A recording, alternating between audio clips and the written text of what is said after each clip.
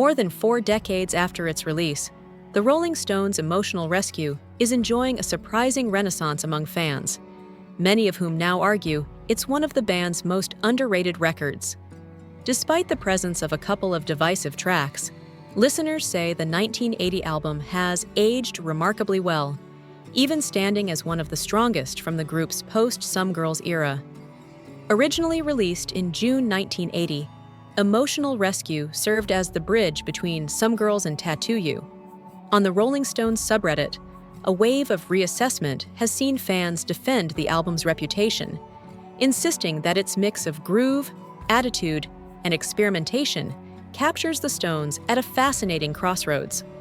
One listener argued that while the record's 2 disco-inspired songs have long been polarizing, they don't define the whole album.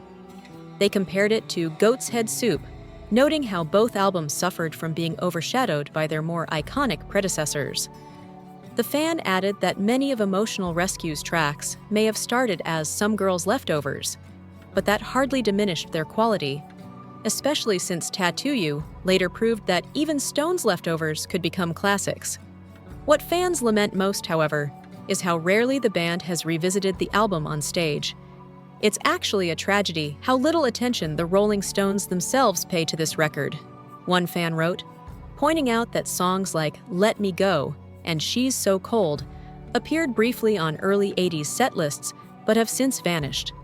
Tracks such as Dance and the title song wouldn't see live performances until decades later, while All About You and Down in the Hole have almost never been heard outside the studio. Even Summer Romance, rehearsed during Saturday Night Live sessions in 1978, never made it into a proper live set. Another fan described Emotional Rescue as the centerpiece of a trilogy that also includes Some Girls and Tattoo You, calling the 3 records a perfect snapshot of a specific era, raw, funky, and fearless. They compared that period to the band's earlier golden run of Beggar's Banquet, Let It Bleed, and Sticky Fingers, saying both eras capture the Stones at their creative peaks, though in very different ways. A third listener went further, calling Emotional Rescue their most underrated album, praising its scrappy looseness and its flirtation with the gritty New York punk scene that Mick Jagger was immersing himself in at the time. They highlighted its carefree energy, a mix of swagger and humor, as something that soon disappeared from the band's later work. Though it may never reach the same critical pedestal as Let It Bleed or Exile on Main Street, Emotional Rescue still topped both the US and UK charts upon release.